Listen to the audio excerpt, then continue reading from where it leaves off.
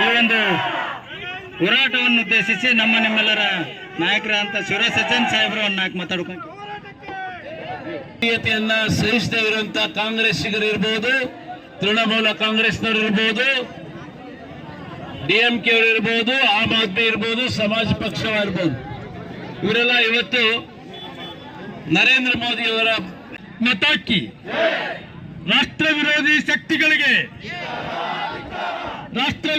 ಶಕ್ತಿಗಳಿಗೆ